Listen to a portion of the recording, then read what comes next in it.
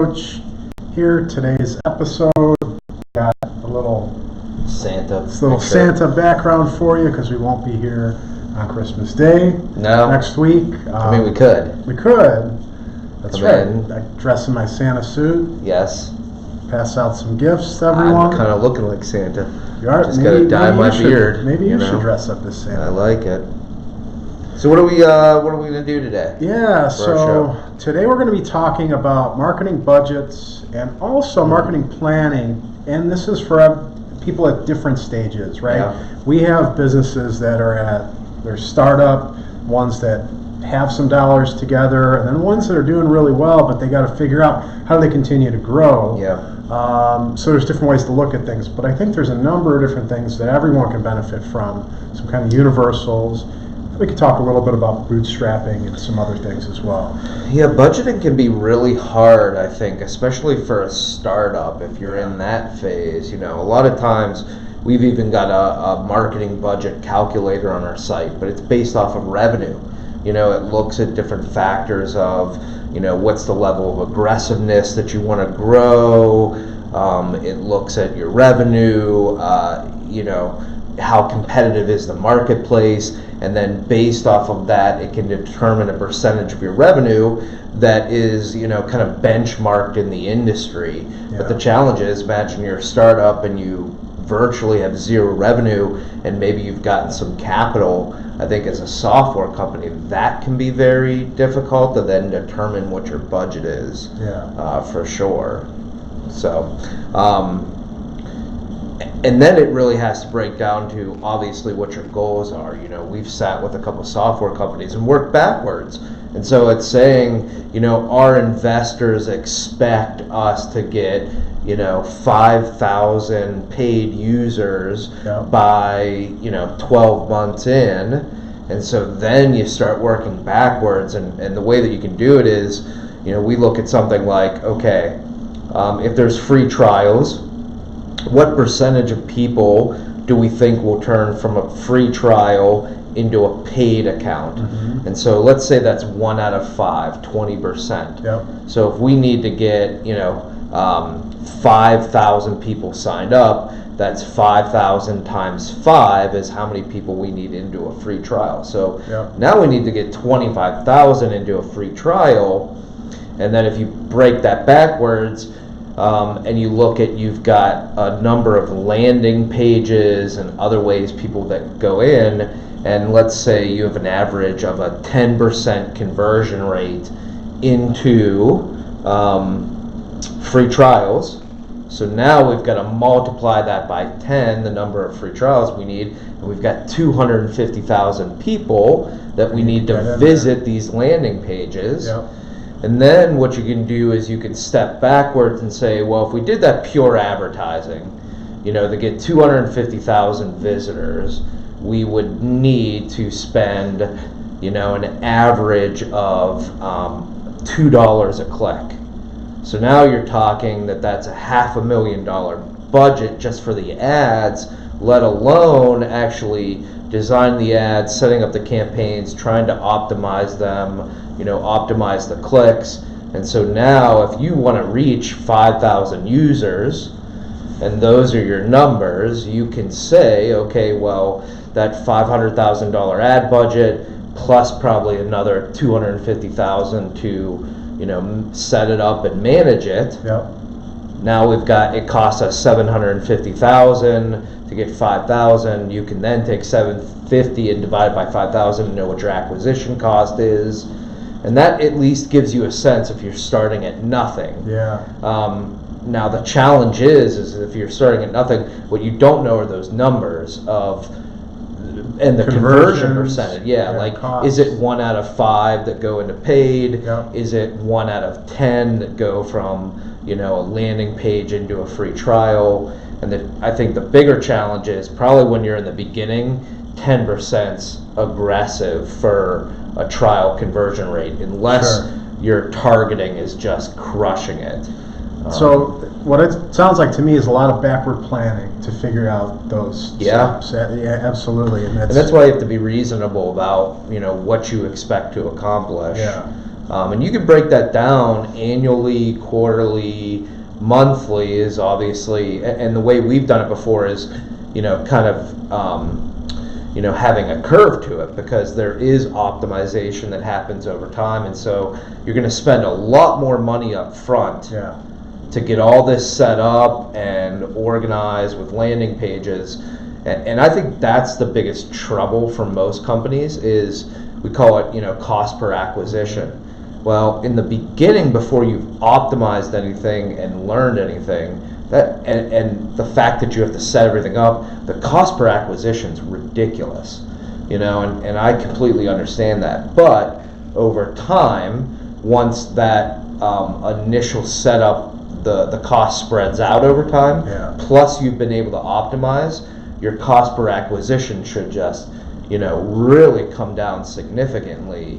And then if you're smart as a marketer or as a startup, is looking at, it's not cost per acquisition in the first quarter that you start marketing. Sure. You really have to be looking at it a year and a half later after you've really gone through the program, figured out some improvements. But that is hard to communicate to investors, is that, I need all this money to accomplish the goals that we all want to achieve, but we're going to not see a lot of results up front, and we're going to spend most of the money there. So it's definitely one of the challenges with budgeting. Yeah, and I think it's a really good point that as you optimize, your costs are going to go down, your cost per click, as your advertising becomes more effective, that you actually benefit, right? So the platforms that you're using it'll cost you less, right? They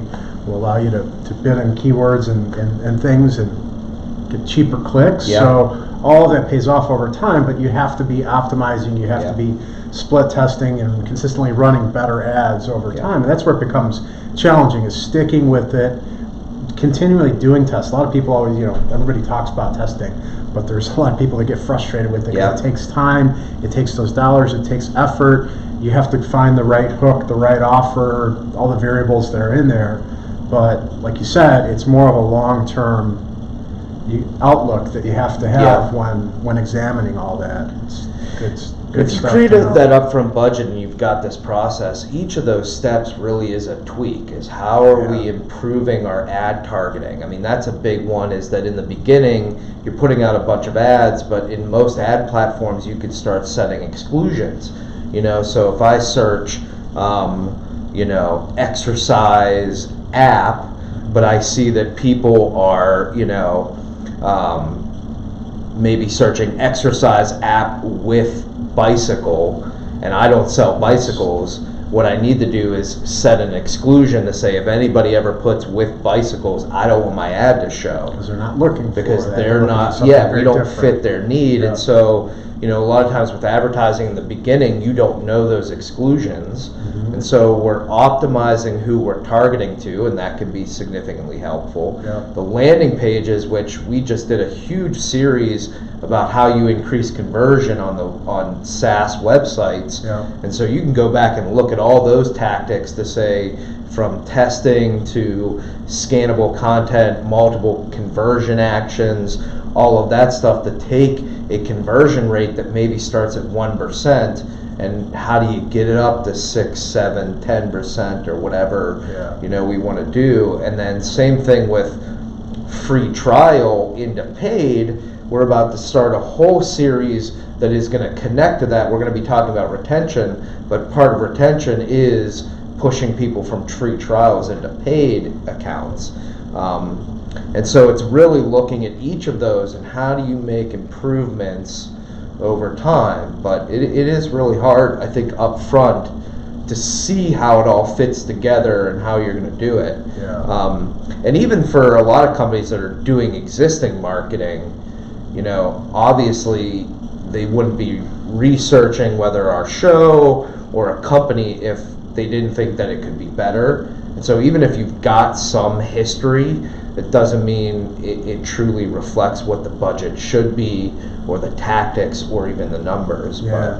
So another thing I would say to consider is, if you're getting if you're looking let's say you have some conversion numbers already, that's because you have an audience that already exists, that knows you, that knows about your brand, maybe an email list that you're sending people to, and you're seeing, X% convert.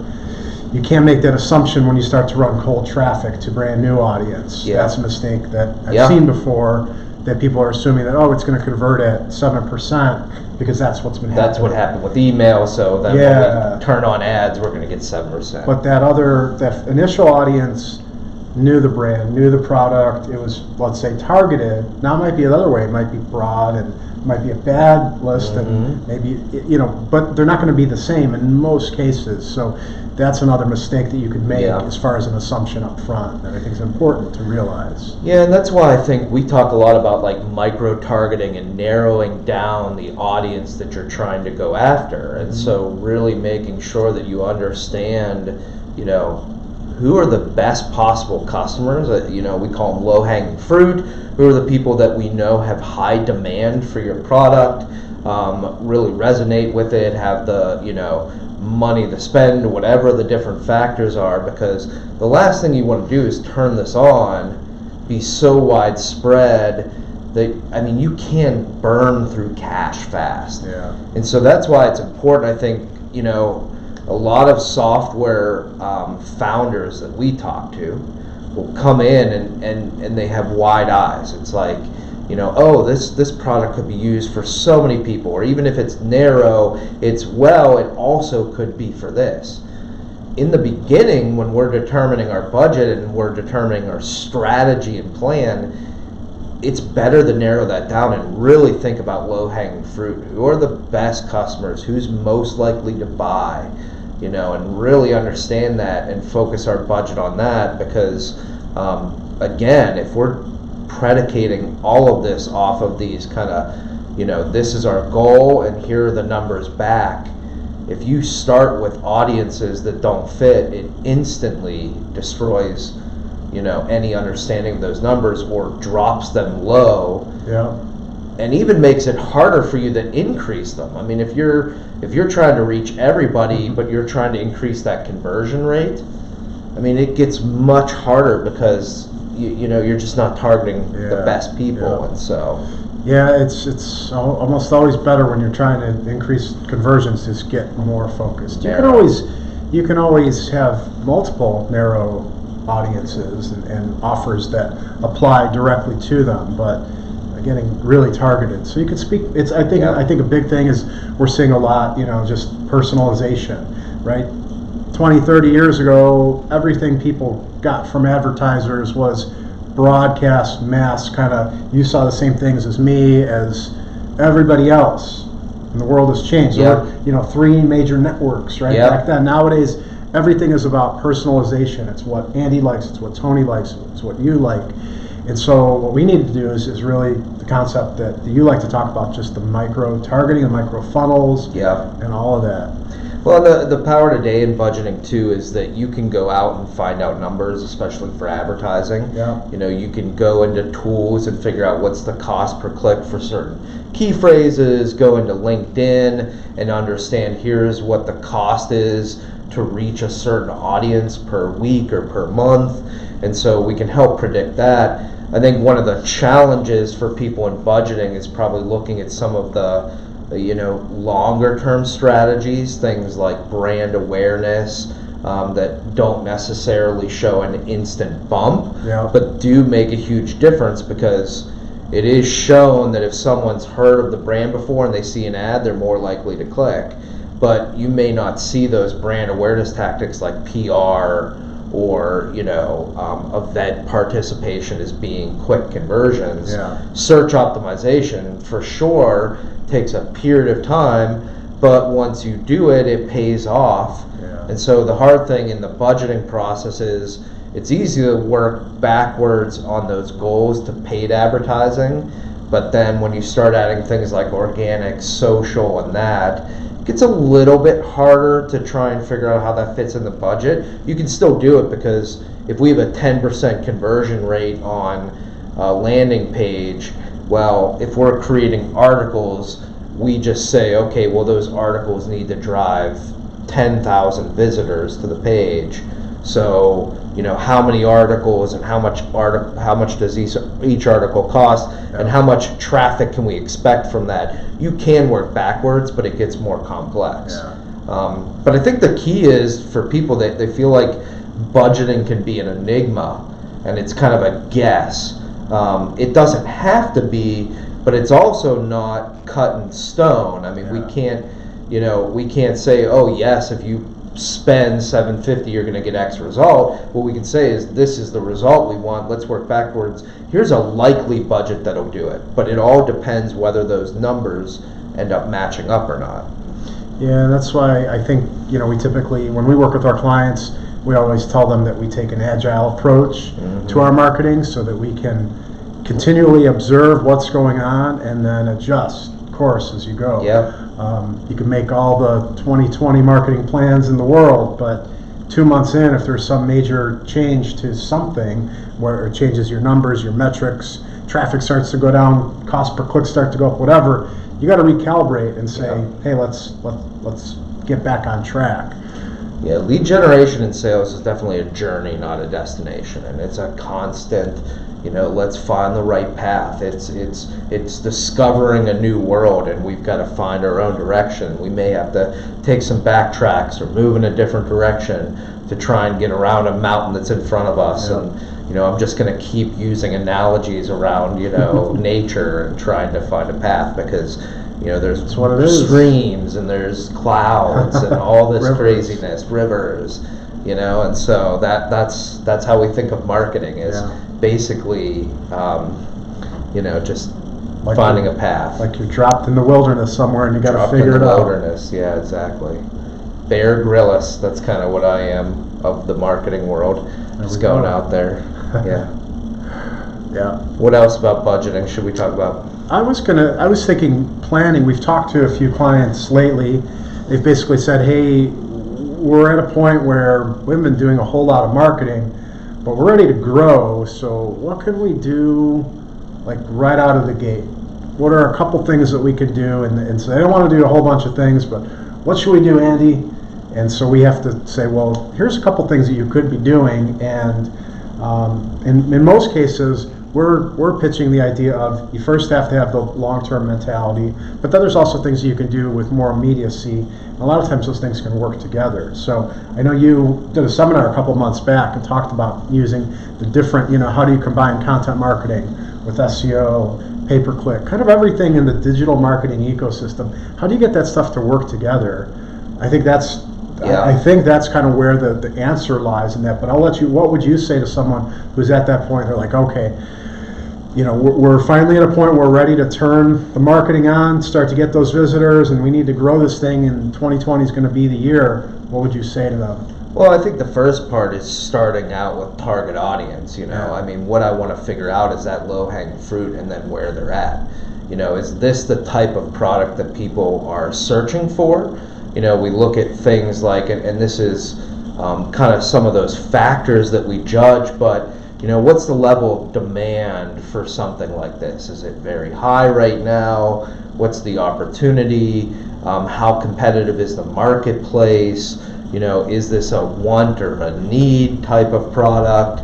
And do they need educated? Like, is it something completely new? And when you're dealing with SaaS or devices, sometimes people have never heard of this thing, or it needs to be educated. And so I think based off of some of those factors, you can really look at what tactics work best. I mean, if you're in a market where it's a very bleeding edge product that needs education, there's low demand maybe because of that, because people don't know. A lack of awareness. Lack of awareness, and that there might be a different approach than if you're going into something that people are very familiar with, there's a high level of demand, but maybe you're just evolving the next stage of that product and providing a different angle or a different view. I mean, those are very different tactics about brand awareness,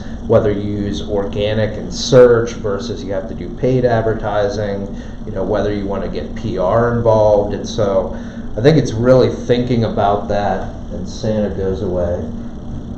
But really thinking about that of like target audience. Yeah. And what's appropriate. Again, we step back and say, who's the best customer for what we're trying to sell? What's the low-hanging fruit of those that want to buy? And then thinking through that buying cycle of what's it take. I think one of the challenges we've seen with a couple of our clients is today you do have to have multiple touch points. You have to hit somebody 7 times. They have to see your name 7 times, even up to 14, some people say. Yeah. Before someone's going to take an action. And so if you're a very new product, something that people are less familiar with, to expect to put advertising out there, have someone go to that page and convert right away is asking a lot. I mean, Yeah. you kind of have to build a model where you're getting someone there, giving them a first exposure, but then staying in touch with them so that you can build some awareness and education, because a lot of people just, if it's something really new or innovative, they've got to figure out how that fits into their worldview. Yep. And it's not something that they're going to convert on instantly. And I think we've dealt with some products that are very innovative, or whether software or devices, and those innovative ones are tough because you kind of got to build the market first. That groundwork has to be laid. Yeah. Because it's not something people are waiting for. They're expecting. Yeah. They see the ad. They don't get it right away. That's something that it's something that there's a ton of competition out there. The products that have those compete, Yeah. the competitors out there. That's how you need to differentiate from. But when it's brand new, that's the challenge. Yeah. Is the awareness, the education. Yeah, I was thinking, I've got a laundry list of stuff that I need and that I want in my life. Yeah. And if you're bringing something new that I'm unfamiliar with, whether that's a product, or whether it's a device or a software, I may need to really figure out how that fits into my want and need. And then also you have to really articulate the value. Does it solve a problem? Is it really entertaining? And then again, people just have to be educated through that. If you think that this really innovative thing is going to instantly, be seen, they're going to go, I have to have that. I'm going to take an action to purchase now. That's a tall order. So I think if you're in that new emerging space, it's a very different thought process than if you're, trying to create a product in a space that already has, established knowledge by the market. I think sometimes I've seen that resolved by doing, education-based marketing, looking at the problem that your product, your device, your service is solving, and really focusing on that, not features or what is it that you're selling. So there's ways to work through some of that stuff. But that's PR, getting out there and having people talk about it. Because usually an innovative product, that's something that you can get PR around. If you're in a B2B space, it could be industry magazines and conferences, that it's more about a launch party and this new idea and having speeches and seminars that are talking about like how this fixes a problem people may not have known they had. Or if it's in a consumer space, are you getting in front of influencers or television or whatever it might be, so that again you can use that PR. So there's definitely some different tactics if you're starting at the base, but that's where we've got to kind of mix, I think, this strategic of who's the audience and what are these factors like, market size, demand, and this with a little bit of science, which is what are the numbers.